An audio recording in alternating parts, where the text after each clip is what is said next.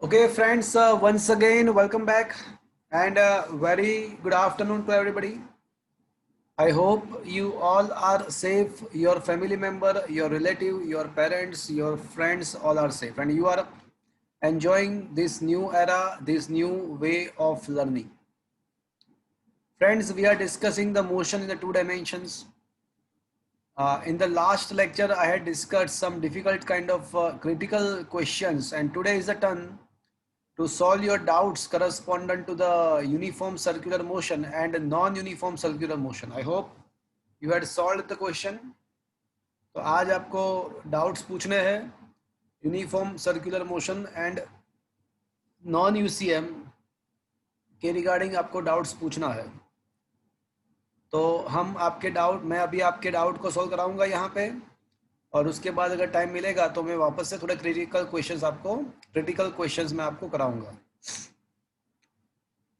So let's start to discuss question number 1 to 20. UCM में 1 to 20 में किसी को डाउट है? 19th. Okay, question number 19th. So here is the question. A cyclist taking turns bends inward while a car passenger taking same turn is thrown outward. The reason is cyclist taking turn bends inward while a car passenger taking same turn thrown outward. What is the reason? Number one, car is heavier than cycle. No. Car has a four-wheeler. Cycle is a no. Difference in the speed of the two. Okay. First and second तो गलत है. Third and fourth के बारे में सोचते हैं.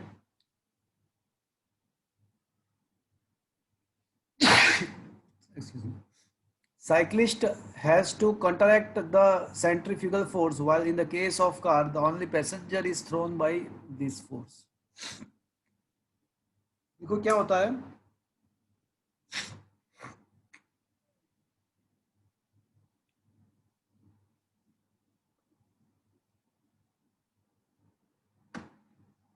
यहाँ पे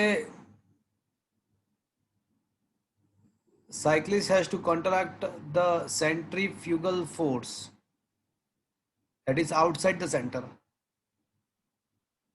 while the car, in the case of car, only the passenger is thrown by this force. देखो दोनों में फर्क क्या है. साइकिलिस्ट एंड कार में दोनों में फर्क ये है कि जो साइकिलिस्ट है तो वो साइकिल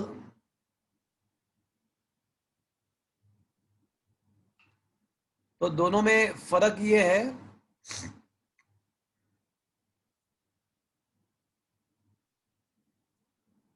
कि जो बंदा कार के अंदर बैठा है, जो कार के अंदर बैठा है, उसके लिए कार क्या हो जाएगा? Non inertial frame of reference. तो जब कार टर्न लेगी तो कार के लिए टर्न लेने के लिए कार के ऊपर लगेगा सेंट्रीपेटल फोर्स. जब कार का टर्निंग होगा तो कार पे लगेगा centripetal force so that the car can turn. But car के अंदर जो भी है, जो भी मतलब पर्सन है, तो उसके ऊपर कौन सा फोर्स लगेगा? वो अवे फ्रॉम द सेंटर होगा. तो जो पैसेंजर है कार के अंदर, उसको जो शूडो फोर्स लगेगा वो सेंट्रीफ्यूगल डायरेक्शन में लगेगा. तो कार के जो पैसेंजर है वो आउटसाइड जाने का ट्राई करेंगे. अब साइकिल में क्या होता है कि बंदा खुद साइकिल चला रहा है, तो साइकिल के अंदर वो पूरा एक ही सिस्टम होगा. ऐसा नहीं है कि साइकिल अलग है, बंदा अलग है, अब पैसेंजर अलग है, साइकिल अलग है, ऐसा नहीं होगा. Because the cyclist itself cycling, तो वो एक ही सिस्टम होगा. तो उसके ऊपर कोई ऐसा फोर्स नहीं लगेगा कि जिसके द्वारा वो out away from it is go away from. So I think option D should be the more precise answer here. In simple language, I can say the passenger inside the car will experience the pseudo force in the outward direction, and because of that reason, it will go outward. But in the case of cycle, this kind of force is not present. So that is why the cyclist will only experience the force inside the towards the bent inverse direction. That is only the centripetal force is present over there. So option D should be the answer. क्या answer दिया है पीछे?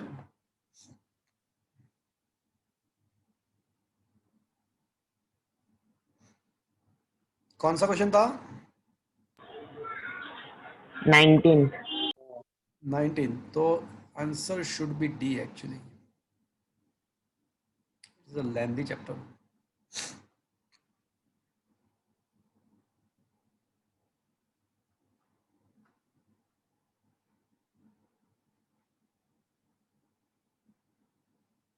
सो 19 में D is the proper choice. So बराबर था वो, जो भी मैंने सोचा, जो भी मैंने आपको कहा वो बराबर है. Is it okay? Yes, sir. Yes, sir. Up to 40 बोलो.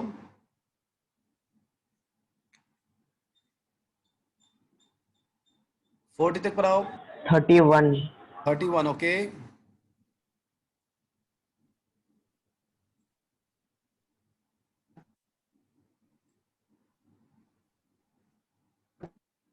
Okay.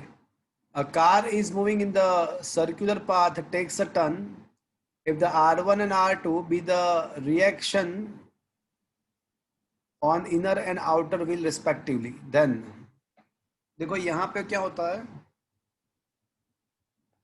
कि जब कार टर्न लेगी तो पूरे कार का जो एंगुलर स्पीड होगा वो सेम ही होगा. बिकॉज जब टर्निंग होता है तो पीरियोडिक टाइम के अंदर सेम ही एंगल ट्रैवल होता है. मतलब एक पीरियोडिक टाइम के अंदर उसका वन कंप्लीट रोटेशन होता है. तो in the case of turning the whole vehicle experience the similar kind of angular velocity. Angular velocity same होता है. F1 is equals to mv square by r, but as you know v equals to r omega, तो ये हो जाएगा m r square omega square by r. So finally ये जो force का जो वैल्यू होगा ना वो m r omega square होगा. अब यहाँ पे ऐसा है कि I can say this f omega सबका सेम है, मास तो व्हीकल का वही है, तो f प्रोपोर्शनल टू r. तो जिसका रेडियस ज्यादा होगा उसका रिएक्शन फोर्स भी ज्यादा होगा. जिसका रेडियस ज्यादा होगा उसका रिएक्शन फोर्स भी ज्यादा होगा. अब सोचो जब कार टर्न लेती है, a car is moving on the circular path, takes the turns. If R1 R2 with the reaction the inner and outer wheels, तो मुझे ये बताओ कि इनर व्हील्स का रेडियस ज्यादा होगा टर्निंग का या आउटर व्हील का रेडियस ज्यादा होगा? Outer wheel. Obviously Outer wheel. Radius ज्यादा होगा. तो R2 जो है ना, मतलब मैं इसको ऐसा बोल देता हूँ कि फोर्स को मैं ना, रिएक्शन फोर्स को मैं R बोल देता हूँ और यहाँ पे रेडियस को मैं स्मॉल r बोल देता हूँ. So reaction force is directly proportional to radius. As the outer wheel is having a larger radii than the inner wheel, so because of that the reaction of the outer wheel will be larger than the reaction of the inner wheel. Is that clear, friends? Yes. Or I can say R1 Yes, is and R2. Is it understood? सबका omega same. देखो ये formula, ये जो formula है ना, वहां से मैं स्टार्ट नहीं कर सकता बिकॉज वेलोसिटी के बारे में मुझे पता नहीं है. बट एक चीज कंफर्म्ड है कि कोई ऑब्जेक्ट रोटेशन कर रहा है तो उसके सारे पार्टिकल्स के एंगुलर वेलोसिटी सेम ही होता है. उसका वेलोसिटी शायद सेम हो या ना हो, बट एंगुलर वेलोसिटी पूरे पार्टिकल का सेम ही होता है, पूरे सारे ऑब्जेक्ट का सेम होता है, चाहे वो इनर व्हील है या आउटर व्हील है. So we have to convert this formula into the form of omega and then we can solve. Is it okay, friends? Chalo, 1 to 40. Anything else apart from that? 33. 33. A road is a 10 meter wide. Its radius of curvature is 50 meter. The outer edge is above the lower edge by distance 1.5 meter. This road is the most suitable for the velocity. देखो यहाँ पे ऐसा है कि मैं है ना cross section draw करता हूँ, तो इनर पार्ट से आउटर पार्ट का जो इनर पार्ट से आउटर पार्ट का क्या है, देखो एक बार फिर से, road is a 10 metre wide and its radius of curvature is a 50 meter. Okay, the outer edge मतलब ये हुआ outer edge, ये रोड है, outer edge is above the lower edge, ये lower edge है, तो outer and lower edge के बीच में जो distance है वो 1.5 मीटर है, और ये जो रोड का जो लेंथ है ना वो हमको दिया हुआ है कि 50 मीटर, नहीं, रोड का जो विड्थ है वो 10 मीटर दिया हुआ है।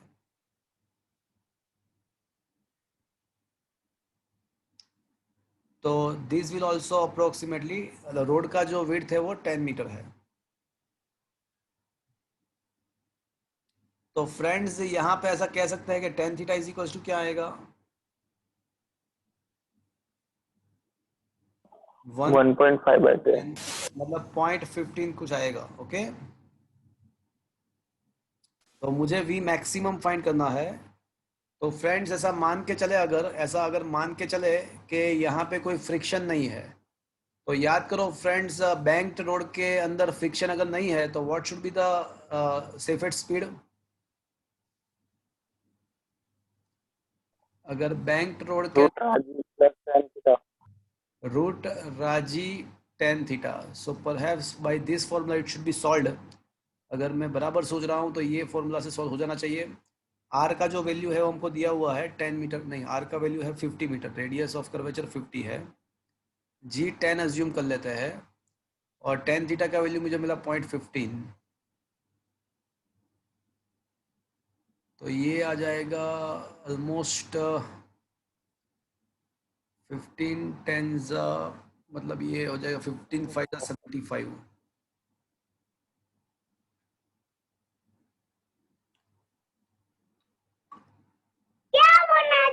8.660, तो क्या आ रहा है, 8.66, 8.660, तो approximately I think 8.5 should be the answer, because मैंने जी 9.8 ले, अगर मैं जी 9.8 लेता ना तो ऑलमोस्ट 8.5 आ जाता। So let me check whether the answer is the same और not. It is a question number 33, let me check.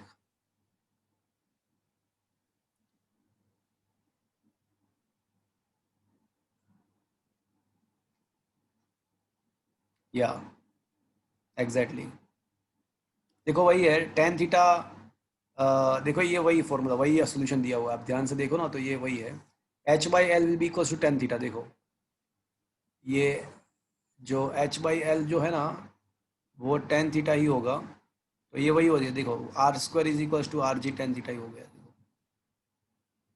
Is it understood friends, कैसे सॉल्व किया पता चला आपको? yes sir.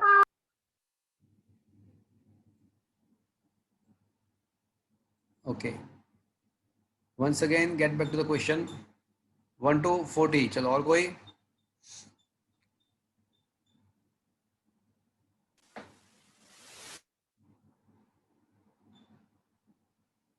चलो अप टू 60। 41, क्वेश्चन नंबर 41, 41 या 31? 41, 41, yes, okay. A particle of mass m is executing a uniform circular motion with the path of radius r if the p is the magnitude of its inner linear momentum, then the radial force, देखो centripetal force को radial force भी बोल सकते हैं, centripetal force को radial force भी बोल सकते हैं। तो आपको यहाँ पे करना क्या है, आपको यहाँ पे रेडियल फोर्स मतलब सेंट्रीपिटल फोर्स को पी के फॉर्म में लाना है। तो वैसे सेंट्रीपिटल फोर्स का फॉर्मूला तो हमको पहले से ही पता है mv² बाय आर, बट मुझे ये लाना किसके फॉर्म में है, p के फॉर्म में लाना है तो मैं है ना इसको m से मल्टीप्लाई करता हूँ, m से डिवाइड करता हूँ, तो क्या ये हो जाएगा m square v square upon mr? Is it okay? Yes, sir. But m into v तो क्या होता है? Linear. That will be the linear momentum m into v. So Yes. instead of mv I can write. P square. So square. can I say it is a p square by mr? Yes. Friends, Yes, sir. this is the answer. Is it okay, friends? Yes. चलो और बताओ. Up to 60. 43. Okay. एक 36 question doubt में है तो पहले 36 question देख लेते हैं. Length of the second's hand in the watch is a 1 centimeter. The change in velocity of its tip in 15 second is. Okay. देखो बात सुनो. वॉच का जो सेकंड हैंड है उसका लेंथ हमको दिया गया है. अज्यूम करो कि इनिशियली ये सेकंड हैंड यहाँ पे है और 15 सेकंड के बाद कहाँ पे, अभी 12 पे है, तो 15 सेकंड के बाद कहाँ पे आएगा? 3 पे. 3 पे आए. 3 पे आ जाएगा. तो कैन आई से after 15 second it will be here? Is it okay friend? Yes. Yes. Yes, sir. तो इसका जो एंड पॉइंट जो होगा ये tip of the second hand, वो कैसा मोशन करेगा? सर्कुलर मोशन करेगा. Am I right friends? Yes. Yes, sir. और अगर आपको वेलोसिटी वेक्टर फाइंड करना है तो उसका जो ट्रेजेक्टरी है वहां पे आपको टेंजेंट ड्रॉ करना पड़ेगा. So this is the initial velocity when it is at the 12 and after 15 second its velocity will be like this. Okay. Yes. So can I say vector v1 is equals to vi cap and vector v2 is equals to minus vj cap? Can I say this? Yes, sir. देखो पहले उसका x direction में है उसका direction velocity का और फिर negative y direction में है तो vj cap. और मुझे क्या फाइंड करना है? I want to find the change in velocity. So just finding the change in velocity, that is a v2 minus v1. सो फ्रेंड्स v2 minus v1 करें तो क्या होगा? Minus v j cap minus v i cap. अब उसका मुझे magnitude find करना है. तो फ्रेंड्स मैग्नीट्यूड क्या होगा? माइनस, हाँ तो रूट 2 Minus v. हाँ माइनस वी का स्क्वायर तो वी स्क्वायर ही हो जाएगा ना. माइनस स्क्वायर तो वी स्क्वायर ही होगा. तो minus v square plus minus v square, so it will be at 2v square. और उसका रूट निकालो तो आप क्या मिल जाएगा? Root 2v. रूट 2v मिल जाएगा. अब मुझे v फाइंड करना है और उसको रूट 2 से मल्टीप्लाई करूंगा तो मुझे चेंज इन वेलोसिटी मिल जाएगा. अब मुझे वेलोसिटी फाइंड करना है. अब मुझे ये बताओ कि स्पीड इज इक्वल टू क्या होता है? Distance upon time. Distance. Distance upon time. अब मैं ना टाइम को पीरियोडिक टाइम ले लेता हूँ, पीरियोडिक टाइम अज्यूम कर लेता हूँ. तो वो पीरियोडिक टाइम के अंदर कितना डिस्टेंस ट्रैवल होगा? एक पीरियड खत्म होगा, डिस्टेंस कितना होगा? 2 pi. 2 pi r. 360. अरे angle 360, but I am talking about the distance. 2 pi r. हाँ तो distance will be at 2 pi r. Am I right friends? Yes, Yes. sir. तो उसका क्या बोल रहे हो? बोलो. कुछ नहीं sir. ओके. सो 2 पाई. अब मुझे ये बताओ कि आर कितना है, तो इसका रेडियस कितना होगा? तो ये जो सेकंड हैंड जो है ना उसका जो लेंथ होगा ना वो हमारे लिए रेडियस हो जाएगा. तो लेंथ कितना है भैया? 1 centimetre, 0.01 metre. Is that clear? And how much time it required to complete the one circle? मुझे ये बताओ एक सर्कल कंप्लीट करने के लिए कितना टाइम लगेगा? उसको सेकंड हैंड है तो सेकंड हैंड है तो उसको एक सर्कल कंप्लीट करने में कितना टाइम लगेगा? 60 seconds. Second. ओके तो 60 सेकंड. तो उसका पीरियोडिक टाइम जो होगा वो 60 सेकंड होगा. तो ये आपका हो जाएगा पाई बाई 30 इंटू 0.01. ये आपका v मिल गया मीटर पर सेकंड. अब क्या करेंगे हम? इसको रूट 2 से मल्टीप्लाई कर देंगे. तो उसको चेंज इन वेलोसिटी का मुझे मैग्नीट्यूड वैसे फाइंड करना था। 30 आई am talking about question number 36। तो ये √2 इंटू वी आ रहा है और वी का वैल्यू हमने अभी जस्ट डिराइव किया। रूट पाई इंटू 0.01 के बदले मैं नीचे 100 कर दूं, चलेगा?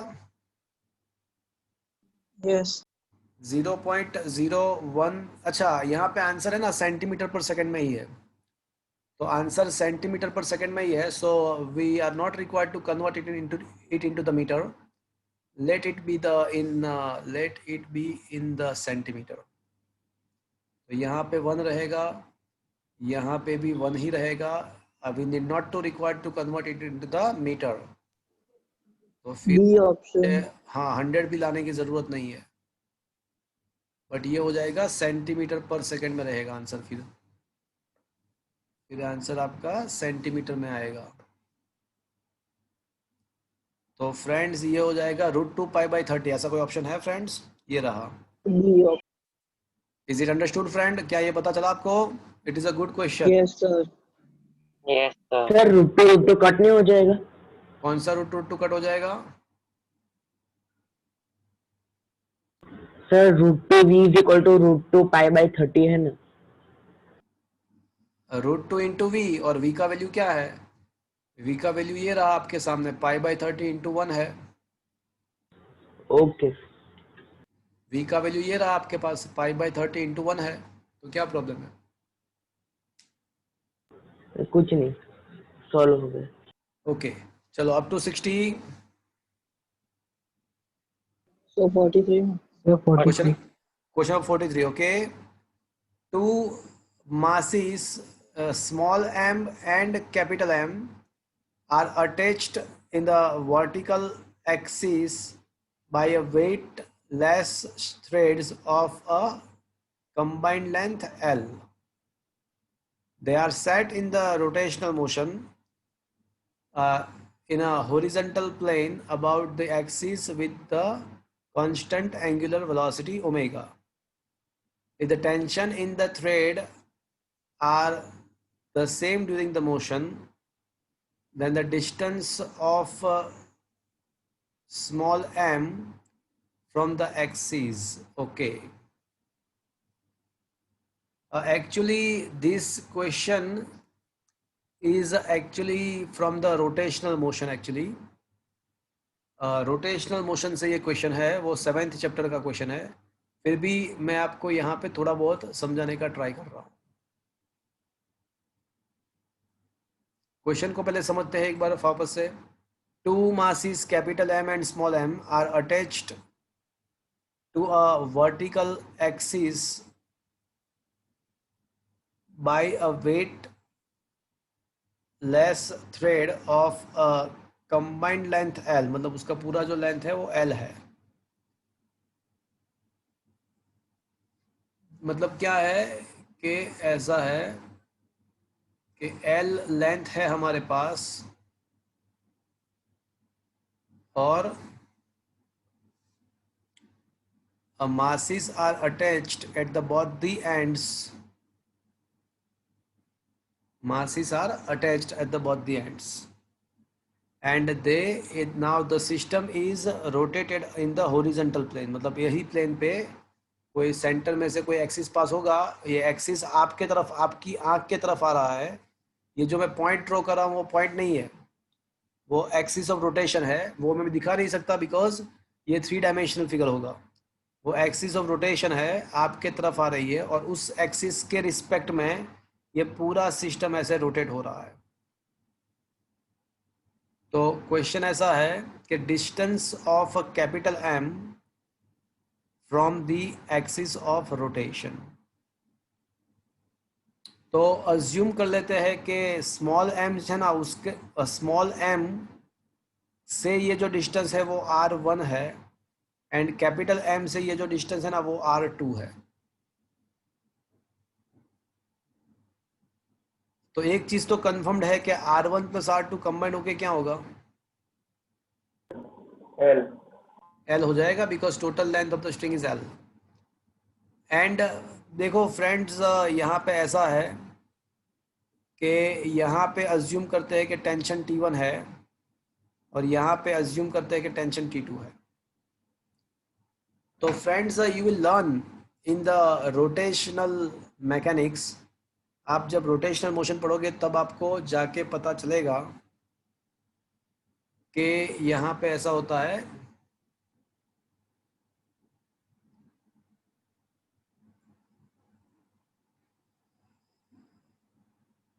M1R1 is equals to M2R2। अगर टेंशन सेम करना है तो this condition should be satisfied. You will learn this in the rotational mechanics. M1R1 is equals to M2R2। तो M1 तो स्मॉल m है, R1 जो है वो R1 है, M2 जो है वो कैपिटल M है, और मुझे R2 फाइंड करना है। फ्रेंड्स मुझे मुझे है ना R1 को है because our ultimately target is to find the R2, that is the position of capital M from the axis of rotation. तो R2 मुझे फाइंड करना है। तो in place of R1 I can write, देखो ये chapter number 7 में से आया, ये आपको पता नहीं चलेगा कि ये कहाँ से आया, but you will learn in the chapter number 7। अब मुझे ये बताओ कि R1 in place of R1 I should write, क्या लिखना चाहिए मुझे?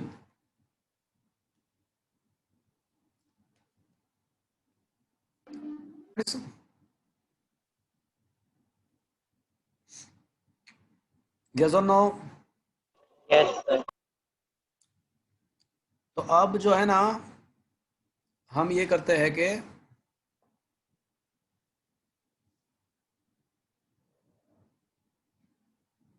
ये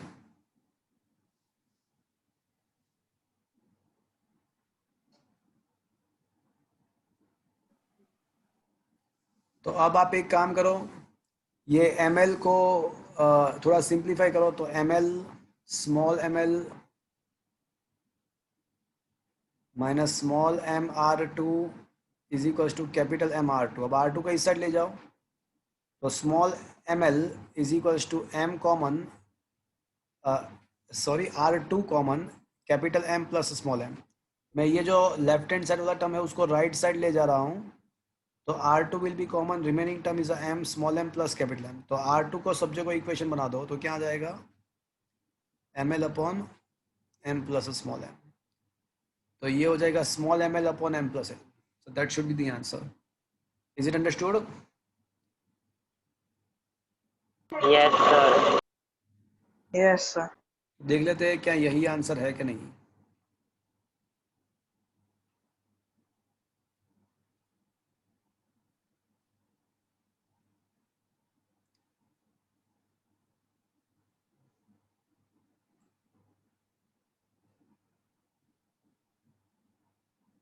कौन सा क्वेश्चन था?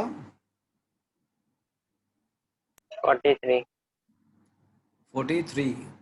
Yeah, here is the answer. देखो ये रहा ml upon m plus m। Is that clear to you friends? Yes, sir. और देखो वही क्वेश्चन यहाँ पे लिखा हुआ है, m1 r1 is equal to m2 r2। r1 को x बोला हुआ है और r2 को l माइनस x बोला हुआ है। तो ये थोड़ा आपको रोटेशनल मोशन में आपको पता चलेगा ये कहाँ से आया। Okay Yes. चलो और बताओ अब। 49. Okay 49 question.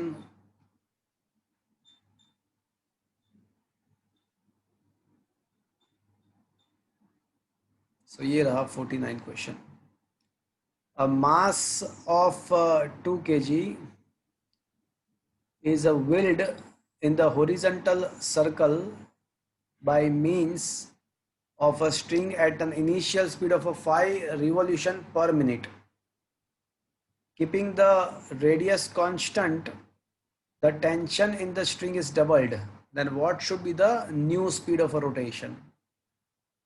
तो फ्रेंड्स यहाँ पे ऐसा दिया हुआ है कि एक मास जो है उसको हॉरिजॉन्टल प्लेन में उसका सर्कुलर मोशन हमको करवाना है। हॉरिजॉन्टल प्लेन में सर्कुलर मोशन करवाना है।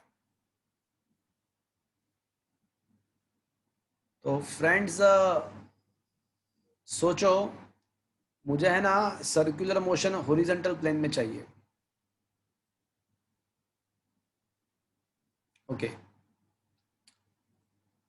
तो फ्रेंड्स, कोई मुझे बताएगा, मैंने आपको हॉरिजॉन्टल और वर्टिकल दोनों टाइप के सर्कुलर मोशन के लिए बारे में आपको बताया था।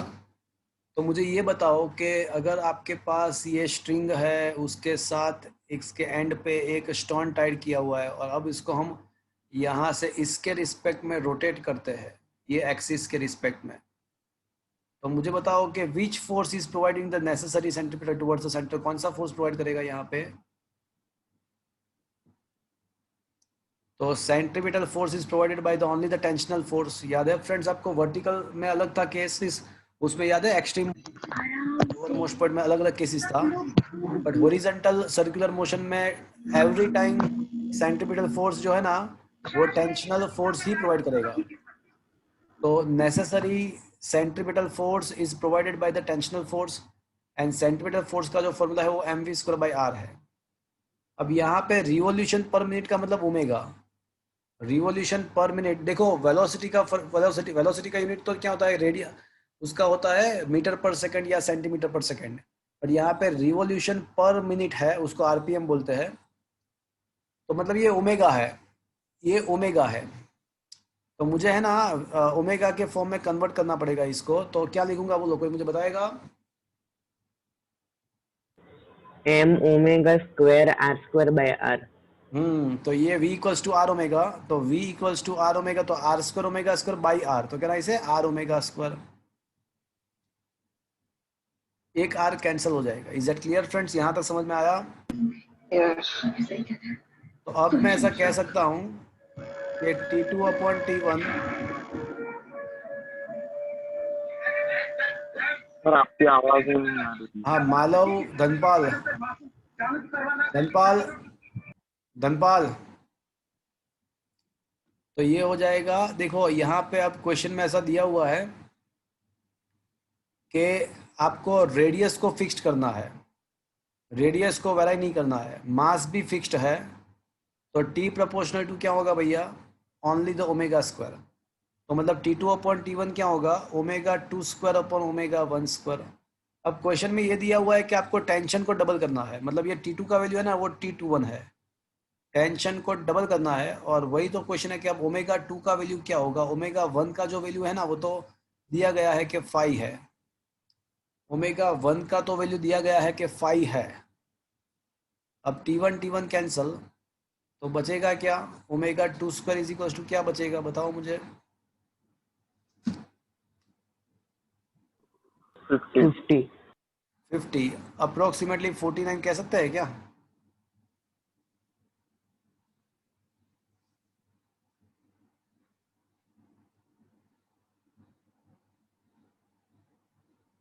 फोर्टी नाइन का स्क्वायर रूट निकालोगे तो 7 मिल जाएगा। Is that clear friends? Yes. So the near value is 7 RPM. क्या बात समझ में आया आपको? Yes, sir. yes yes Yes, sir. चलो up to 60,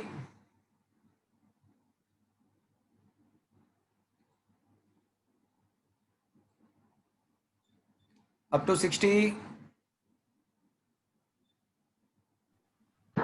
55. 55, okay. A particle of a mass m is revolving in the horizontal circle of a radius r with the centripetal force -k/r². The total energy of the particle is, मुझे अब यहाँ पे total energy find करना है। Total energy का मतलब क्या हुआ? Kinetic energy plus potential energy. Potential energy. हाँ, kinetic energy plus potential energy.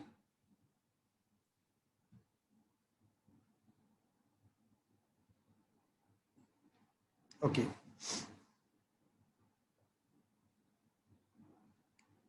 देखो सबसे पहली बात, यहाँ पे सेंट्रीपेटल फोर्स जो है ना, वो हमको दिया हुआ है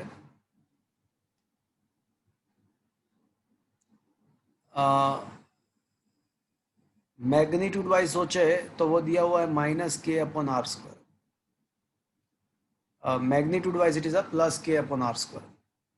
वैसे सेंटीपिटल फोर्स जो दिया है वो है minus k upon r square, but magnitude wise it is a k upon r square. अब आपको पता है कि सेंटीपिटल फोर्स का तो वैल्यू क्या होता है?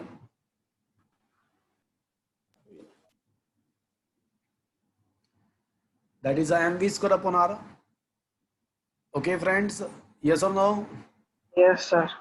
Yes, sir. तो अब एक आर कैंसिल हो जाएगा और मैं ना दोनों साइड हाफ से मल्टीप्लाई कर देता हूँ। दोनों साइड को मैं हाफ से मल्टीप्लाई कर रहा हूँ। तो चलो मुझे ये क्या मिल जाएगा भैया?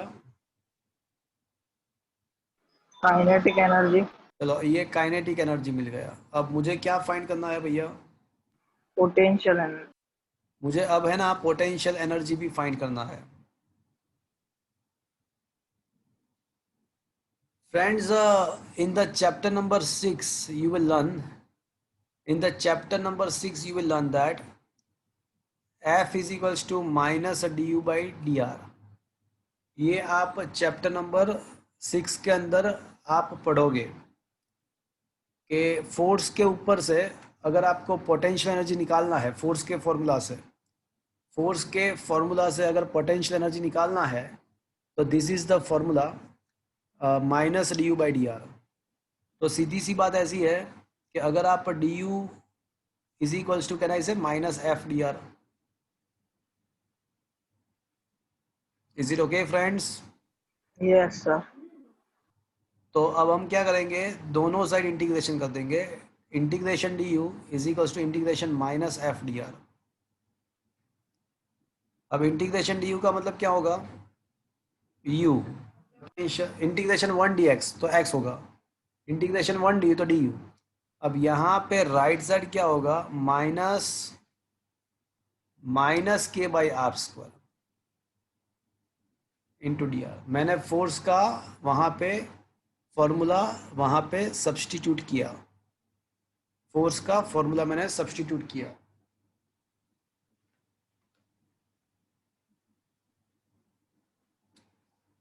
तो फ्रेंड्स अब क्या बचेगा सोचो। Hello. हाँ, am I audible to you friends? Yes. अभी क्या मेरी आवाज आ रही है फ्रेंड्स? Yes, sir. ओके, एक कॉल आया था, इसकी वजह से शायद एक आध मिनट के लिए वो आवाज मेरा थोड़ा कट होगा। चलो ये माइनस माइनस प्लस के बाहर निकल के आएगा। इंटीग्रेशन 1 अपॉन आर स्क्वायर का मतलब minus r s to minus 2 d r होगा। चलो यहाँ तक समझ में आया आपको? Yes. Yes, sir. Minus plus के बाहर निकल के आएगा 1 अपॉन आर स्क्वायर का मतलब आर एस टू माइनस 2। अब चलो इंटीग्रेशन करो, आर एस टू माइनस 2 का इंटीग्रेशन क्या होता है? पावर में एक का increment R raised to minus 1 upon minus 2. Upon minus 1, जो ऊपर आएगा वही नीचे आएगा। हाँ सर, minus. Raise to n plus 1 upon n plus 1, जो पावर में आएगा वही नीचे आएगा। तो इसका जो आंसर है वो माइनस के बाई आर आएगा, माइनस के by r. Is that clear friends? R s to minus 1 का मतलब 1 अपॉन आर और माइनस तो आगे है ही। तो अब मुझे क्या मिल गया? अब मेरे पास काइनेटिक एनर्जी भी है, मेरे पास पोटेंशियल एनर्जी भी है। That question was asked in the AI triple E somewhere as well. ये एआई ट्रिपल में भी कहीं पे पूछा था। तो अब मुझे टोटल एनर्जी फाइंड करना है। तो टोटल एनर्जी मतलब kinetic energy plus potential energy. जो काइनेटिक एनर्जी का जो वैल्यू है ना वो माइनस के अपॉन 2r है, पोटेंशियल का माइनस के बाई आर है। तो फ्रेंड्स इसको सिंप्लीफाई करो तो k by r common, 1/2 minus 1, 1/2 minus 1 तो माइनस 1/2 हो जाएगा। तो माइनस 1/2 मतलब माइनस के बाई 2r। तो that is the total energy minus के by 2r। So option A should be the answer. देखो तो ऑप्शन ए ही है ना आंसर में? Option A should be the answer, just check it out. कौन सा क्वेश्चन है? कौन सा नंबर था? 53.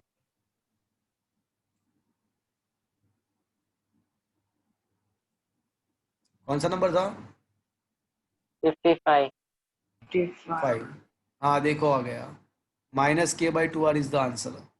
देखो ये वही चीज़ किया हुआ है जो मैंने किया था। इंटीग्रेशन करके आपको पोटेंशियल एनर्जी फाइंड करना पड़ेगा और ये इसके द्वारा आपको काइनेटिक एनर्जी मिल जाएगा। बट ये कहाँ से आया, ये फॉर्मूला कहाँ से आया, तो वो भैया चैप्टर नंबर 6 में आप पढ़ोगे। Is that clear friends? Okay. Yes, sir.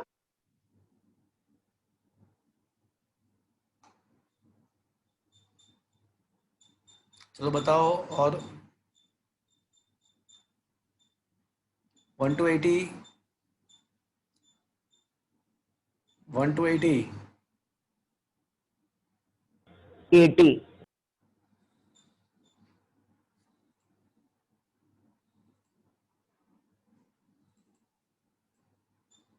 Okay. Question number 8080। Okay, इसको मैं ना स्क्रीनशॉट ले लेता हूँ।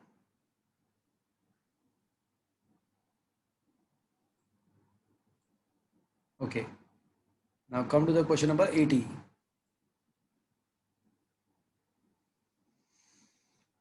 ओके, क्या लिखा है देखो। Cyclist goes round a circular path of the circumference is 34.3 meter in 22 seconds. The angle made by him with the vertical will be, okay,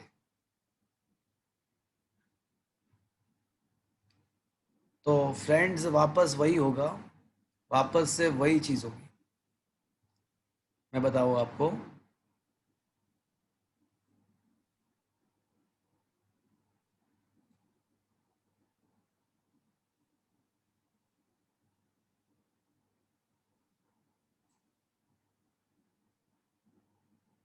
okay, a cyclist goes round in the circular path of some radius in some interval of time. The angle made by him in the vertical direction. देखो अब यहाँ पे ऐसा होता है कि ये अर्थ का सरफेस है और है ना, हमारा जो साइक्लिस्ट है वो थोड़ा बेंट हो रहा है वर्टिकल के साथ। हमारा जो साइक्लिस्ट है वो थोड़ा ऐसे बेंट करता है और वर्टिकल के साथ उसका एंगल कितना है वो मुझे फाइंड करना है। This one is a cyclist, वो साइकिल पे है, ऐसे साइकिल चला रहा है, ये साइकिल है। तो इसका वेट नीचे की तरफ होगा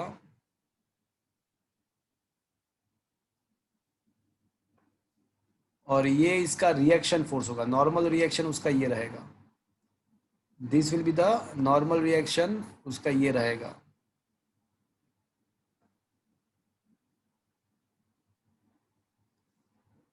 अब है ना, ये नॉर्मल रिएक्शन के हम दो कंपोनेंट निकाल सकते हैं। एक कंपोनेंट ये होगा और एक ये होगा। तो ये जो हो जाएगा ना, उसको यहाँ पे एंगल वर्टिकल के साथ एंगल सपोज के थीटा है तो that will be n cos theta और ये जाएगा एन साइन थीटा। तो आप देख सकते हो कि एन कोस थीटा किसको बैलेंस करेगा, माजी को। और हाँ, कौन से, अब देखो ये एन साइन थीटा जो है वो कौन से डायरेक्शन में जा रहा है, उसका पूरा टर्निंग है, टर्न ले रहा है ये। तो ये एन साइन थीटा कहाँ पे जा रहा है, कोई बताएगा मुझे? ये साइकिल जो है ना, साइकिलिस्ट वो टर्न ले रहा है, तो ये एन साइन थीटा कौन से डायरेक्शन में जा रहा है? माझी के डायरेक्शन में। नहीं, माजी तो नीचे है। मैं बता रहा हूँ कि ये एन साइन थीटा कौन से डायरेक्शन में जा रहा है। यहाँ पे इस साइड कौन सा डायरेक्शन आएगा, यहाँ पे centre. Exactly English square by यहाँ पे सर्कुलर पाथ का सेंटर होगा। तो ये जो एन साइन थीटा है ना, वो सेंट्रीपिटल फोर्स प्रोवाइड कर रहा है, वो है ना सेंट्रीपिटल फोर्स प्रोवाइड कर रहा है। तो अब इक्वेशन 2 डिवाइड बाय 1 करो तो n sine theta upon n cos theta मतलब टेन थीटा हो जाएगा, एन एन गेट कैंसल्ड। तो टेन इक्वल्स टू, बोलो क्या बोल रहे हो? बोलो। नहीं सर कुछ नहीं। तो वापस से वहां पे आ गए, वापस से हम वहां पे ही आ गए कि v square is equal to, वापस से वही फॉर्मूला राजी टेन थीटा। सो वापस से वही फॉर्मूला, मतलब ये साइक्लिस्ट के लिए भी ये आप वो ऑप्टिमम स्पीड वाला फॉर्मूला अप्लाई कर सकते हो, राजी tan theta. where theta is the angle with the where theta is the angle with the vertical direction के साथ का एंगल है। तो अब मुझे क्या करना है, टेन थीटा फाइंड करना है। तो टेन थीटा के ऊपर से मुझे थीटा मिल जाएगा, टेन थीटा के ऊपर से मुझे थीटा मिल जाएगा। अब इसके लिए पहले मुझे v फाइंड करना पड़ेगा। तो velocity speed is equal to distance upon time. तो ऐसा दिया हुआ है कि अगर टाइम इंटरवल अगर मैं 20√22 सेकंड ले रहा हूँ, अगर मैं टाइम इंटरवल √22 सेकंड ले रहा हूँ, तो उसमें कितना डिस्टेंस कवर होगा? तो उसमें एक सर्कल खत्म हो जाएगा। और एक सर्कल में कितना डिस्टेंस ट्रैवल होता है? 2 pi r. 2 pi are. तो 2 पाई और आर हमको दिया हुआ है, आर कितना दिया हुआ है? 34.3. 4.3। अभी क्या मिला? सरकमफेरेंस दी हुई है। अच्छा, सरकमफ्रेंस इज डायरेक्टली दिया हुआ है, it is not the radius. अच्छा, बेनिफिट हमारे लिए और ज़्यादा अच्छा रहेगा, बिकॉज हमको पूरा सरकमफ्रेंस ही दिया हुआ है, तो it will be more beneficial for us. तो ये बात समझ में आया फ्रेंड्स? अब v square is equal to राजी tan थीटा। तो फ्रेंड्स अब ये v के बदले में लिख सकता हूँ 34.3 डिवाइड बाय √22 का square is equal to r। g का वैल्यू हम ले लेंगे 10 ले लेते हैं। चलो, कोई मुझे बताएगा r का वैल्यू कितना आएगा? रेडियस कितना मिलेगा?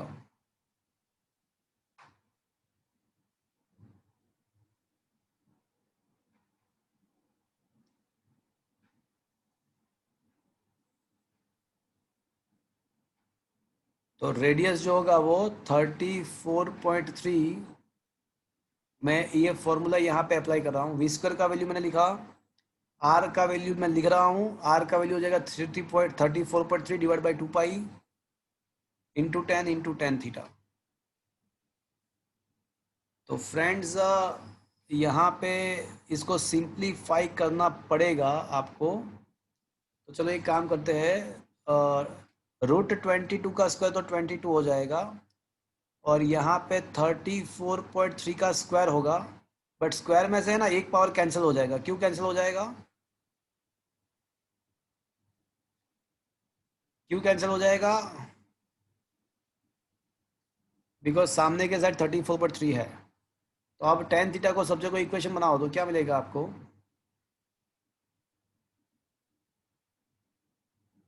34.3 into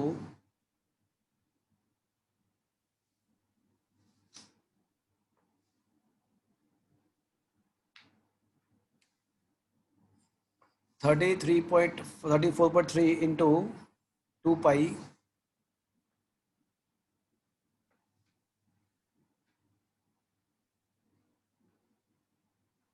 divide by 22 divide by 10।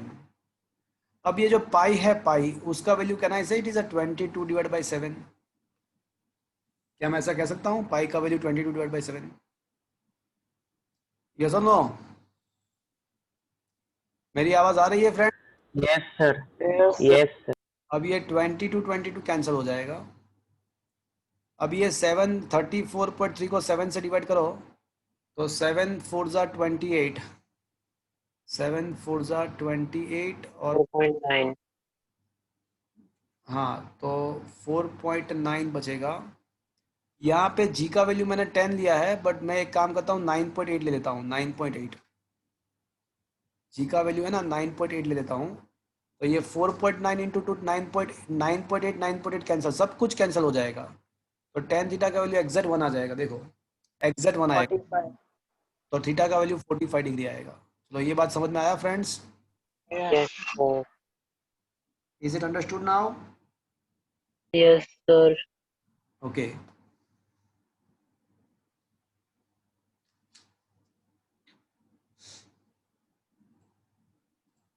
चलो और बताओ। 85। Question number 85। देखो बॉम्ब ऐसा लिखा हुआ है, a bomb of mass 10 kg is attached to with a wire of 0.3 meter long. Its breaking stress is a 4.8 10 raised to 7 Newton per meter square. The area of a cross section is 10 raised to 6 meter square. The maximum angular velocity with which it can be rotated in the horizontal circle. So friends, यहाँ पे breaking strength दिया हुआ है। वैसे ये जो concept है breaking strength, ये जो कंसेप्ट है वो 9th चैप्टर का है, बट तो भी मैं आपको पूछा है तो करवा दे रहा हूँ। इसके यूनिट के ऊपर से पता चल जाएगा कि ये ब्रेकिंग स्ट्रेंथ जो है ना वो कुछ नहीं है, it is a force per area, it is one kind of force per area.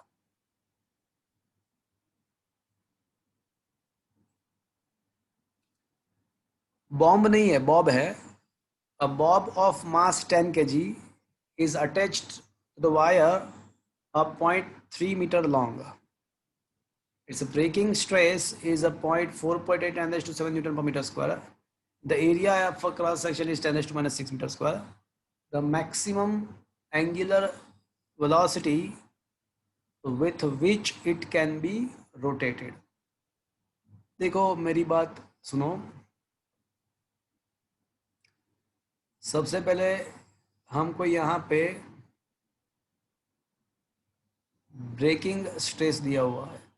ये स्ट्रेस जो है ना वो 9 चैप्टर में आने वाला है, बट अभी आप मान लो कि it is nothing but it is a F by A, वो एफ बाई ए है। तो the force is equals to sigma into A, where sigma is the breaking stress. तो ब्रेकिंग स्ट्रेस कितना है भैया, 4.8 10 raised to 7, and cross sectional area कितना है 10 raised to minus 6। तो फाइनली ब्रेकिंग फोर्स कितना मिल जाएगा आपको 48 न्यूटन। मतलब अगर ये फोर्स ब्रेकिंग फोर्स से, अगर फोर्स स्ट्रिंग का जो टेंशन है वो अगर ये ब्रेकिंग फोर्स से ज़्यादा हो जाएगा तो क्या होगा, तो क्या होगा, टूट जाएगा। टूट जाएगा। So tension should not be exceed than the breaking force, but here यहाँ पे जो हॉरिजॉन्टल सर्कल में है, तो हमने डिस्कस कर लिया है कि हॉरिजॉन्टल सर्कल के अंदर जो सेंट्रीपिटल फोर्स प्रोवाइड होता है वो किसके द्वारा होता है, टेंशन के द्वारा। So tension is the force providing the centripetal force, and centripetal force m we square by r, v के बदले r omega, because we want to find the omega, angular velocity मुझे फाइंड करना है, तो v के बदले r omega, तो कहना है इसे m r square omega square by are, तो एम आर ओमेगा स्क्वायर। तो फ्रेंड्स टू मैक्सिमम टेंशन का value, maximum tension which is possible, that is equals to breaking force. तो मैक्सिमम टेंशन का मतलब हुआ m r omega max square is equals to breaking force, इससे ज़्यादा होना नहीं चाहिए।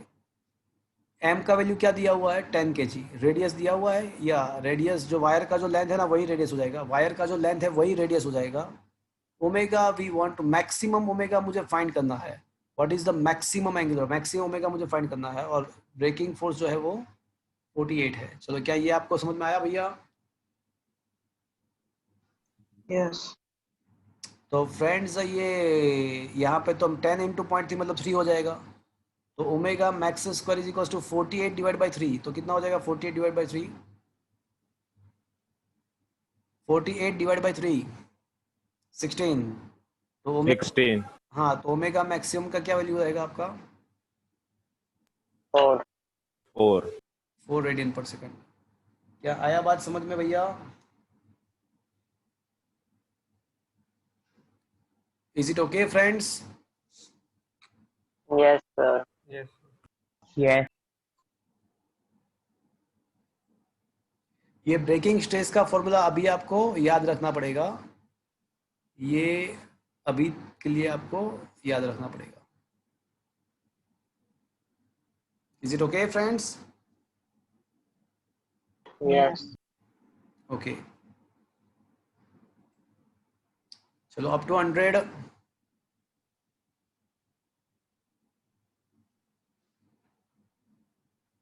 Up to 100.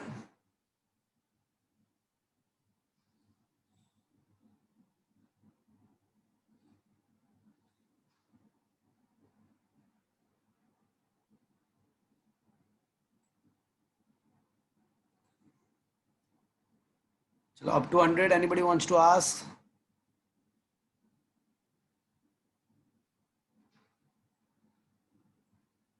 Okay, 120, but up to 100. Chalo, up to 120.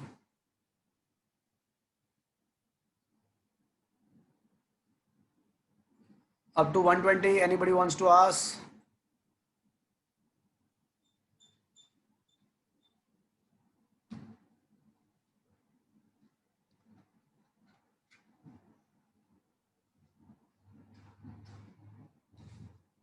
तो 120.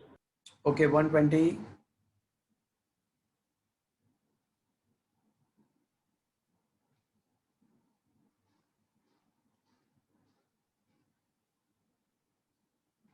देखो क्या लिखा है, a particle describe the horizontal circle in the conical funnel whose inner surface is smooth with the speed of 0.5 meter per second. What is the height of a plane of a circle from vertex of the funnel? देखते हैं, समझने का try करते हैं क्या लिखा हुआ है. Particle describe the horizontal circle in the conical funnel whose inner surface is smooth, okay, with the speed of 0.5 meter per second. What is the height of a plane of a circle from the vertex of a funnel? Okay. तो मैं जो समझ रहा हूँ इस हिसाब से मैं आपको बता रहा हूँ कि भाई क्या है ये क्वेश्चन, क्या पूछना चाहते हैं वो लोग. कॉनिकल फैनल कैसा होता है? कोन टाइप का. हाँ, वो कौन टाइप का होता है. तो मैं कुछ 3 डायमेंशनल फिगर ड्रॉ करने का ट्राई कर रहा हूँ. आई थिंक आपको समझ में आ जाएगा.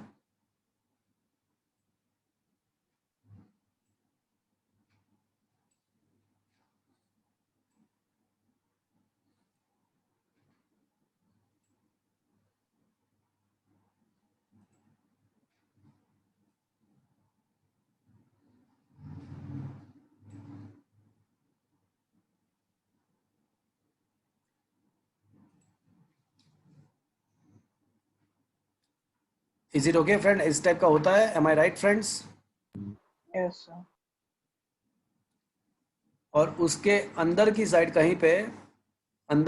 कहीं पे ये हमारा जो ऑब्जेक्ट है ना, वो अंदर कहीं पे पता नहीं बट कहाँ पे, कहीं यहाँ पे वो है ना सर्कुलर मोशन कर रहा है. ओके. और मुझे है ना ये हाइट फाइंड करना है, मुझे ये डिस्टेंस फाइंड करना है. I want to find this height. तो पेट्रोल पंप में होते हैं ना ये, क्या बोल रहे हो? पेट्रोल पंप में होते हैं ना ये सारे. हाँ, वो घर में भी होता है, उसमें क्या है. बट ये फाइंड करना है मुझे. तो ये जो ऑब्जेक्ट है वो ऐसे रोटेट हो रहा है, तो ये वही. अब यहाँ पे हम क्या करेंगे, how many forces are acting on that object. तो सोचो कितने कितने फोर्स लगेंगे इसके ऊपर. तो नीचे की तरफ लगेगा, दैट इज अ माजी, राइट. और दूसरा फोर्स जो है ना वो नॉर्मल फोर्स एग्जैक्टली सरफेस के नॉर्मल लगता है. So this will be like this normal. अब क्या करेंगे, अज्यूम करते हैं कि वर्टिकल के साथ जो एंगल फॉर्म हो रहा है वो थीटा है. वर्टिकल डायरेक्शन के साथ ये 2 फोर्स ही लगेंगे भैया. Only this 2 forces are acting because why, because the surface is a smooth. Surface smooth है तो उसके ऊपर जो है ना वो फोर्स नहीं लगेगा, मतलब फ्रिक्शनल वाला. फ्रिक्शनल फोर्स नहीं लगेगा तो ये दोनों फोर्स ही लगेंगे, एन एंड माजी, बस ये दो फोर्स लगेंगे। अब मैं एक काम करता हूँ, ऐसा मैं अज्यूम कर लेता हूँ कि यहाँ पे जो एंगल है ना,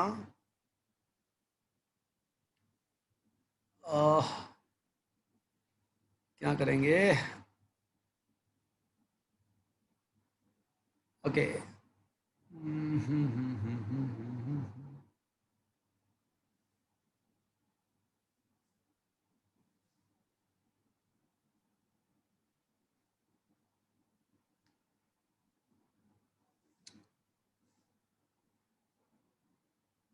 देखो ऐसा मान लो कि यहाँ पे एंगल थीटा है, ऐसा मान लो कि यहाँ पे एंगल थीटा है, तो फ्रेंड ये एन का ये कंपोनेंट कौन सा हो जाएगा, cos और ये वाला कंपोनेंट क्या हो जाएगा, n sin theta. okay, so friends, can I say n sin theta will be providing a necessary centripetal force Yes. and n cos theta is balancing the maji, yes or no? Yes. तो can I से tan theta वापस से वहां पे आ गए, वापस से कहाँ पे आ गए, वापस से वो v square is equal to राजी tan थीटा वापस से वहां पे आ गए। अब यहाँ पे अगर थीटा है तो फ्रेंड्स ये जो एंगल है ना वो भी थीटा ही होना चाहिए, ये एंगल भी थीटा ही होगा, तो ये वाला एंगल भी थीटा होगा। पूछो क्यों? क्यों सर? अब देखो मैं बताऊं आपको, मेरी बात ध्यान से सुनना। ऑल्टरनेट एंगल से वहां पे आ जाए। मैं आपको बताऊं, ओके,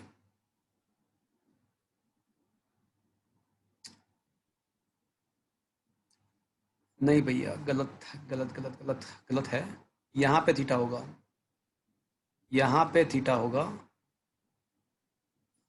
बताओ क्यों? देखो मेरी बात ध्यान से सुनो, क्या ये जो लाइन है ना, ये वाला लाइन,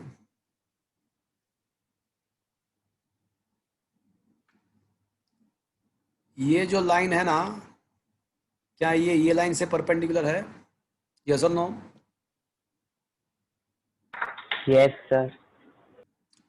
और ये वाला जो लाइन है ना,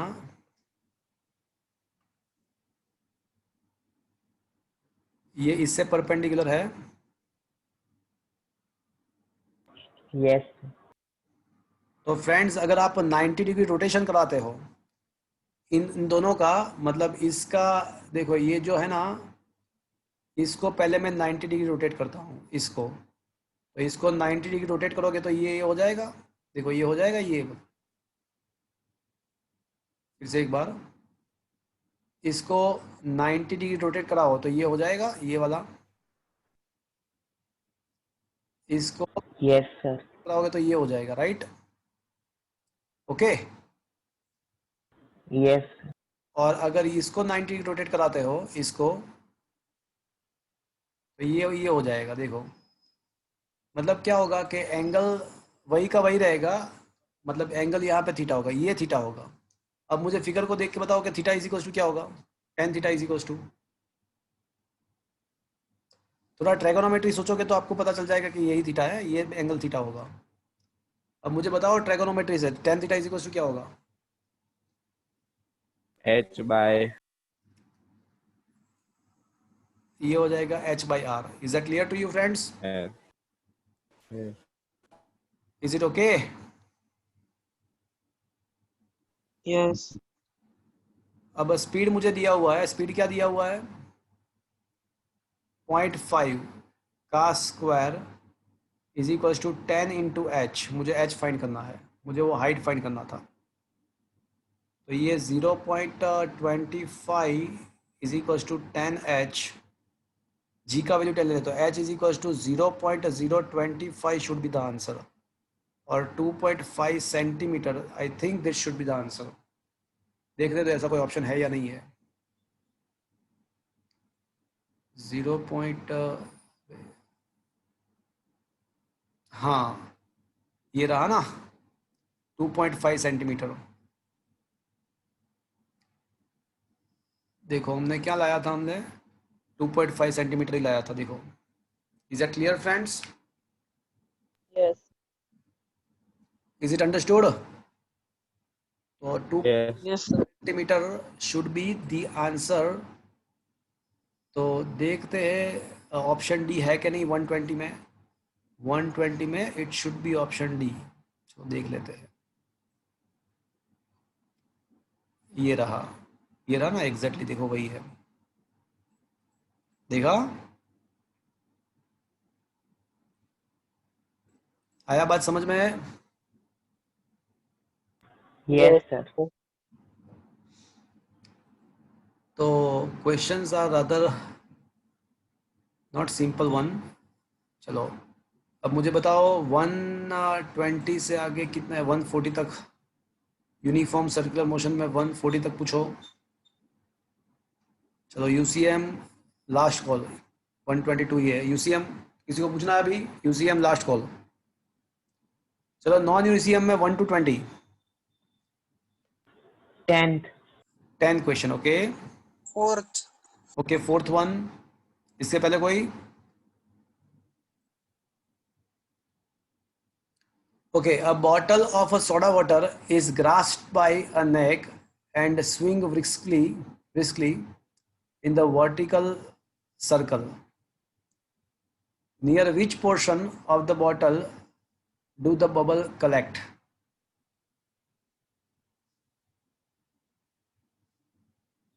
Bottle of a soda water is grasped by neck. नेक से पकड़ा है और उसको स्विंग कराते हैं हम वर्टिकल सर्कल में। तो उसके नेक से पकड़ के वर्टिकल सर्कल में हम उसको स्विंग कराते हैं। तो on which portion the bottle do the bubble collect? Water मतलब बबल कहाँ पे कलेक्ट होगे?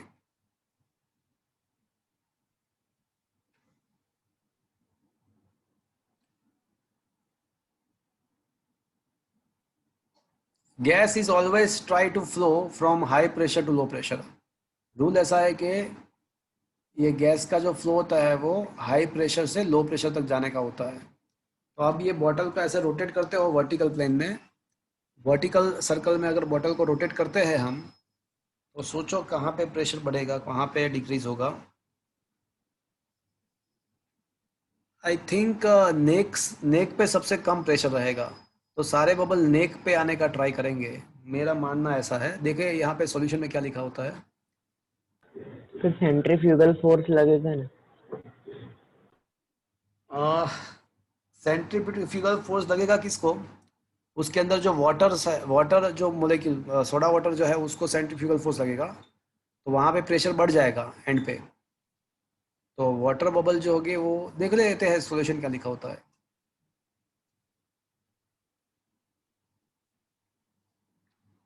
Non UCM question number 4। Okay,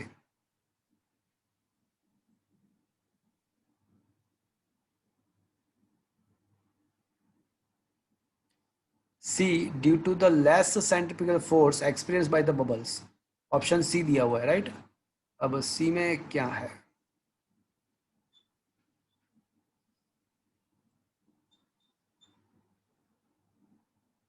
हाँ तो आ गए हैं, देखो नियर द नेक।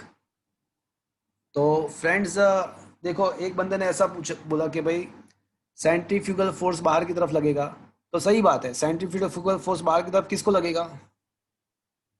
जो सोडा वाटर के अंदर जो वाटर है ना, वाटर वो कौन सी तरफ जाने का ट्राई करेगा? आप बॉटल को ऐसे वर्टिकल घुमाते हो, बॉटल को वर्टिकल घुमाते हो, ये हमारा सोडा वाटर है, ये उसका नेक है। तो ऐसे आप उसको वर्टिकल सर्कल में घुमाते हो तो वाटर जो है ना वो ऊपर की तरफ जाने का ट्राई करेगा because of the centrifugal force. Okay, but यहाँ पे पूछा क्या है, बबल कहाँ पे आएगा? तो बबल ऑब्वियसली कहाँ पे आना चाहिए? उसके नेक पे आना चाहिए। Is that clear to you? Is it okay? Yes, sir. चलो और बताओ 10th question. A body slides down. देखो बहुत सारे कॉम्पिटिटिव एग्जामिनेशन में मैंने ये क्वेश्चन देखा है, बहुत सारे क्वेश्चन एग्जाम में। अभी मैं बताऊं 2018 में नीट में भी ये क्वेश्चन पूछा था। 2018 नीट में भी ये क्वेश्चन पूछा था। तो मैं जो बोल रहा हूँ उसको ध्यान से सुनना, बहुत ही अच्छा क्वेश्चन है ये। आप कभी इमेजिका गए हो? Yes sir. हाँ के ना तो बोल दो। यस। Yes sir. वहां पे नीट्रो करके एक राइड है, नीट्रो क्या बोलते हैं उसको, नाइट्रो या नीट्रो बोलते हैं उसको। उसमें यस सर। तो इसी राइड का कंसेप्ट है ये।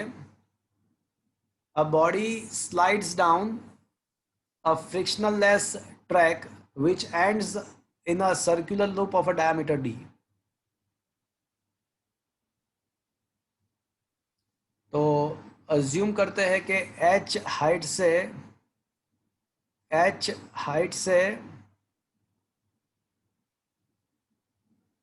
ये ऑब्जेक्ट ऑब्जेक्ट जो है ना,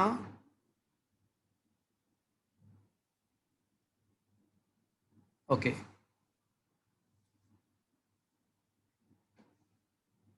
गिर रहा है, ऑब्जेक्ट h हाइट से गिर रहा है यहां से।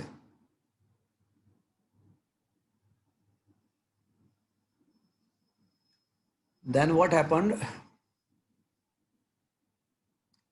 ऐसा बताया गया है कि at the end of the track there is a circular path. तो आप देख सकते हो कि एट द एंड आप देख सकते हो कि उसका जो पाथ है वो सर्कुलर है। देखा आपने? देखा? Yes sir. उसका डायमीटर d है। What should be the minimum height of the body so that it can complete the loop. वो लूप कंप्लीट करने के लिए उसका मिनिमम हाइट कितना होना चाहिए? तो देखो यहाँ पे जब ऑब्जेक्ट पहुंचेगा यहाँ पे, तो अगर यहाँ पे पहुंचते टाइम उसका वेलोसिटी जीरो हो जाएगा, सपोज इसका वेलोसिटी अगर जीरो हो जाएगा तो क्या होगा? Free fall. डायरेक्ट नीचे आएगा। तो डायरेक्ट नीचे आ जाएगा। मतलब उसको जीरो वहां पे नहीं करना है, उसका कुछ ना कुछ वेलोसिटी वहां पे होना चाहिए, अदरवाइज ये लूप कंप्लीट नहीं कर पाएगा। चलो क्या ये बात आपको समझ में आया? Yes sir. तो यहाँ पे उसके पास कुछ ना कुछ तो वेलोसिटी होना चाहिए, और यहाँ पे कुछ ना कुछ तो वेलोसिटी होना चाहिए उसका। अब सोचो कि वो यहाँ पे आ गया, ऑब्जेक्ट यहाँ पे आ गया, तो टुवर्ड्स द सेंटर कौन सा फोर्स लगेगा? Which force is? Centripetal. हाँ वो तो उसको सेंट्रीपिटल फोर्स बोलते हैं, बट वो कोई प्रैक्टिकली ऐसा फोर्स होता है, रियलिस्टिक कोई फोर्स ऐसा होता है कि जो टुवर्ड्स द सेंटर लगता है। तो मुझे ये बताओ कौन सा फोर्स यहाँ पे जब ऑब्जेक्ट पहुंचेगा तो टुवर्ड्स द सेंटर लगेगा? तो ऑब्वियसली उसका खुद का वेट। उसका जो वेट है ना वही टुवर्ड्स द सेंटर उसके ऊपर लगेगा एट दैट पॉइंट। ओके, सो मैंने ऐसा मान के मैं चला कि यहाँ पे उसका जो वेलोसिटी है ना वो v है। तो at this point, at point ए,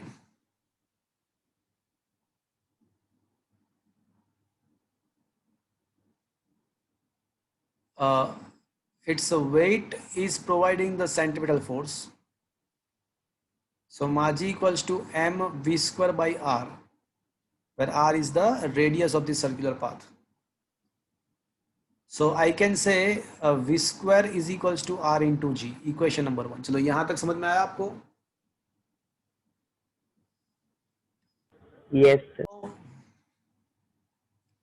अब मुझे ये बताओ कि ऑब्जेक्ट ने h हाइट से स्टार्ट किया था, तो उसके पास इनिशियल देखो, अब है ना applying the conservation of mechanical energy, applying conservation of mechanical energy, मतलब initial mechanical energy is equals to final mechanical energy. U1 initial potential plus kinetic energy is equals to final potential plus kinetic energy. ये mechanical energy conservation chapter number 6 में आएगा। जब कोई frictional force नहीं होता है, जब कोई फ्रिक्शन नहीं होता है, तो आप मैकेनिकल एनर्जी का कंजर्वेशन कर सकते हो। यहाँ पे सारे जो सरफेसेस है वो फ्रिक्शन लेस है, तो मैकेनिकल एनर्जी का मतलब हुआ पोटेंशियल प्लस काइनेटिक एनर्जी। तो initial potential plus kinetic energy is equal to final potential plus kinetic. ये हमारे लिए इनिशियल पॉइंट है, ऐसा मान के चलते हैं कि ये हमारा इनिशियल पॉइंट है और ये फाइनल पॉइंट है। तो कोई मुझे बताएगा इनिशियल पोटेंशियल एनर्जी कितना होगा? वो ग्राउंड से h हाइट पे है, तो पोटेंशियल एनर्जी mgh। आपको ये पता है ना भैया, पोटेंशियल एनर्जी का फॉर्मूला mgh। Yes sir. और इनिशियली उसको जस्ट रिलीज किया, वहां से रिलीज किया है, तो रिलीज किया है तो मतलब उसका काइनेटिक एनर्जी क्या होगा? इनिशियली 0। 0। मुझे ये बताओ कि फाइनल पोजीशन में उसका पोटेंशियल एनर्जी कितना होगा? 0। नहीं नहीं नहीं, वो ग्राउंड से कुछ हाइट है उसका, देखो ग्राउंड से उसका कुछ हाइट है। h/2। mg2r। हाँ परफेक्ट, mg2r है, देखो। Is it okay friends? और वहां पे काइनेटिक एनर्जी है उसके पास। अगर वो काइनेटिक एनर्जी नहीं होता तो क्या होता? तो वो गिर जाता। तो उसको गिराना नहीं है, उसके पास kinetic energy half M we square है। और वी स्क्वायर का वैल्यू मुझे पता है, वी स्क्वायर का वैल्यू कितना है? rg। तो ये हो जाएगा M G H is equals to 2mgr plus half M, we square के बदले आर जी। तो कैन आई से ये हाफ mgr प्लस 2mgr, तो दैट कैन आई से it is mgr।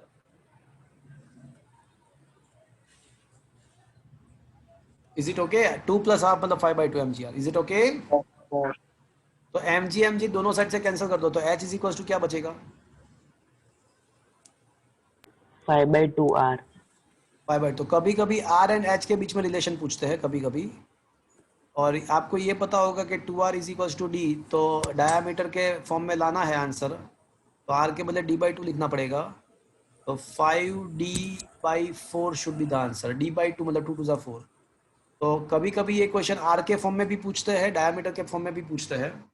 So minimum height that should be there so that the object can complete the circle is 5d/4. So that is the shortcut. Now and onwards you have to remember this shortcut.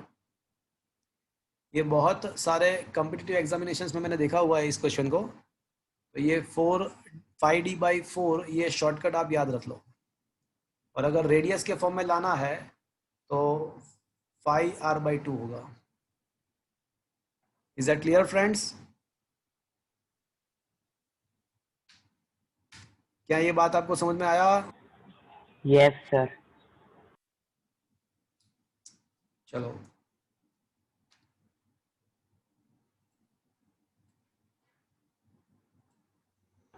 Question number 12। The string of the pendulum of a length L is displaced through a 90° from the vertical release. Then the minimum strength of the string in order to withstand the tension as the pendulum passes through the mean position. Okay. समझते हैं क्या बोलने का try कर रहे हैं?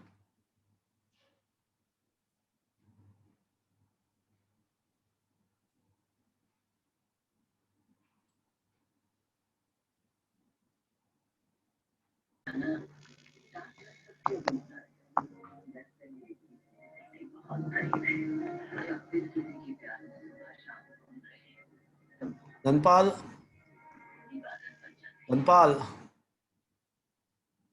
okay. The string of a pendulum of a length L is displaced through a 90° from the vertical से 90° तक उसको डिस्प्लेस किया है एंड उसको रिलीज किया है। Then the minimum strength of a string in order to withstand the tension as the pendulum passes to the mean position. Okay. तो friends हमको ऐसा दिया गया है कि पेंडुलम जो था ना वो पहले ऐसा पड़ा हुआ था, फिर क्या किया कि फिर उसको है ना 90 डिग्री तक उसको ले गए हम, मतलब यहाँ तक ले गए और फिर वहाँ से रिलीज़ किया, यहाँ तक ले गए फिर यहाँ पर रिलीज़ किया। तो ऐसा बोला गया है कि string of the pendulum of a length L is displaced through a 90 degree from vertical। तो वर्टिकल पहले था तो वहाँ से 90 डिग्री हम ले गए, तो वर्टिकल से 90 डिग्री ले गए और फिर वहाँ से रिलीज़ किया। तो फ्रेंड्स हम ऐसा कह सकते हैं कि जब हमने रिलीज़ किया तो उसके पास क्या था, उसका कुछ हाइट था, तो I can say it is having a potential energy mgh, kinetic energy 0, once again applying the conservation of mechanical energy, applying the conservation of mechanical energy। तो उसके पास हाइट mgh था, बट h का value कितना रहेगा भैया, जो string का R। वही रहेगा, हाँ स्ट्रिंग का जो लेंथ है ना वही रहेगा, हाँ r या फिर l भी कह सकते हो आप, length of the string. Initial release किया मतलब इनिशियल काइनेटिक एनर्जी 0, अब नीचे आ गया तो नीचे क्या हो जाएगा, पोटेंशियल 0 हो जाएगा और उसके पास कुछ काइनेटिक एनर्जी होगा हाफ mv स्क्वायर। तो इसके द्वारा मुझे ये पता चल जाएगा कि a V square is equals to 2gh। तो जब वो नीचे आएगा तो उसके पास जो वेलोसिटी होगा ना वो √2gh जितना होगा, बट मुझे ये फाइंड नहीं करना है, मुझे तो टेंशन फाइंड करना है। तो फ्रेंड्स कोई बात नहीं, आपने हमने हमने मैंने आपको बताया, आपके टेक्स्ट बुक में नहीं था बट मैंने आपको बताया था। चलो मुझे ये बताओ कि जब ऑब्जेक्ट नीचे की तरफ आता है तो उसके ऊपर दो फोर्सेस होते हैं, कौन कौन से दो फोर्सेस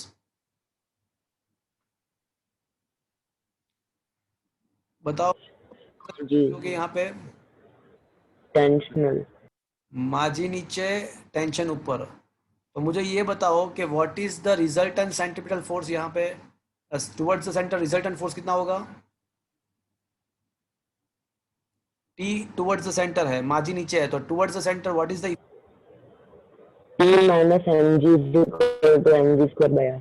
टी माइनस माजी। क्या ऐसा आपको समझ में आया फ्रेंड्स? वैसे मैंने ये करवाया हुआ है आपको। तो टी इज इक्वल टू क्या होगा, माजी plus F C, F C के बदले M we square by L लिख दूं,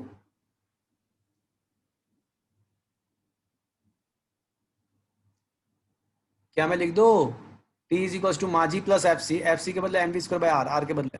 यस। बट वी का वैल्यू तो हमको पता है, वी का वैल्यू कितना है वो अभी हमने फाइंड किया है। बोलो what is the value of the V, V square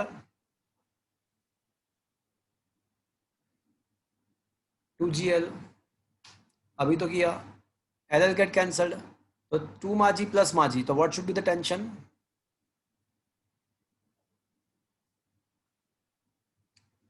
क्या आया बात समझ में फ्रेंड्स? Yes sir. क्या ये क्वेश्चन समझ में आया भैया?